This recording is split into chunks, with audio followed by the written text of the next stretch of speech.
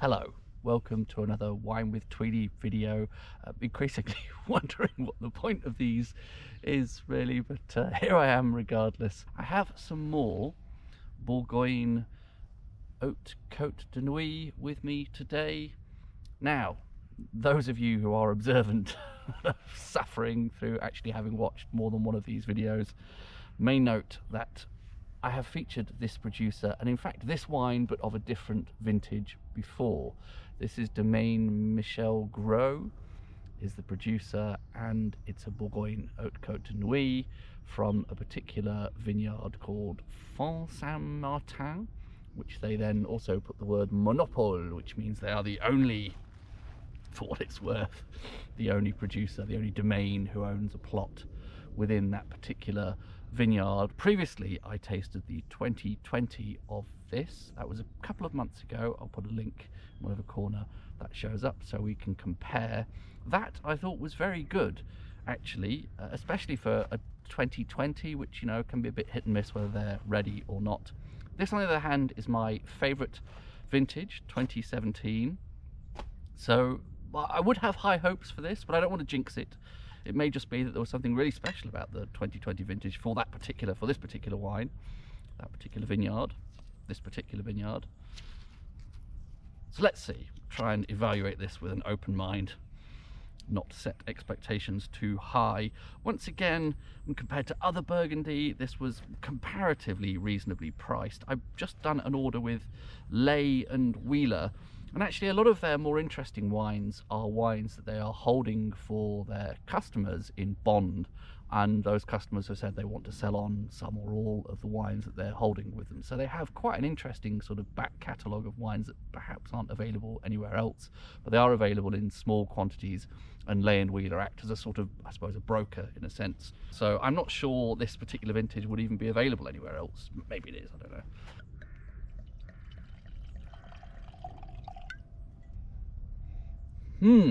So I'm met with some kind of cherry, as usually the case. I need some sort of cherry chart, don't I? So I don't just keep saying the same thing over and over again. A little bit actually like glacé cherries in a good way.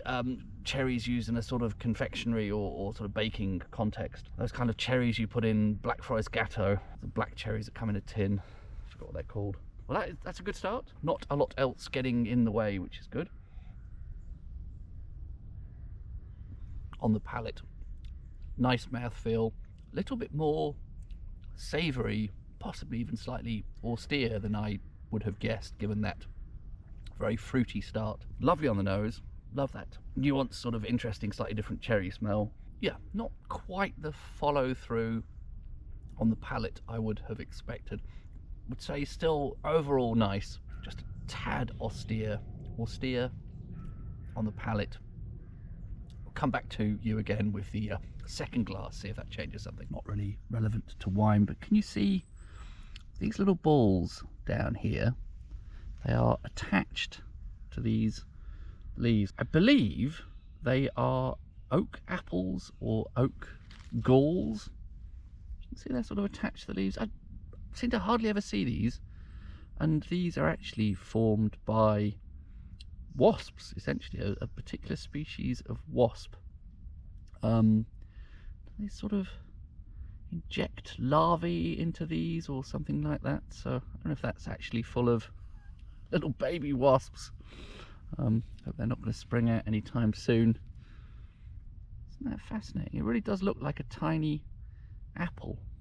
Getting a little bit of forest floor now, which I always feel I have to caveat with the obvious observation that I am sitting on a forest floor, but I'd still say overall, I think on balance I like it, but to my surprise I think I slightly preferred the 2020. The palate on this is not just slightly austere, it's also very dry. Not dry in the acidic sense, it's a weirdly overloaded word, isn't it, but it's had a sort of a tannic effect. It's not obviously tannic, but it's sort of, it is slightly mouth puckering. It probably is tannins. That's a surprise because I don't remember experiencing that so much on the 2020. Normally tannins tend to sort of soften with age rather than harden fascinating to have those two data points, 2020 and 2017, same plot of land, same producer, quite different wines. I think some people will actually would probably quite like this.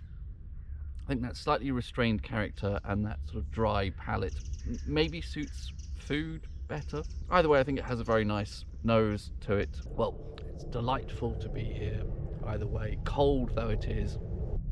Anyway, here's to the end of November. Sunset is now before 4 p.m, which is a bit miserable, but we only have just over 3 weeks. We get to the lowest ebb. I suppose that means 6 weeks from now we're still back where we are right now, but you know, only 3 weeks and things will stop getting worse and start getting better. Cheers to that.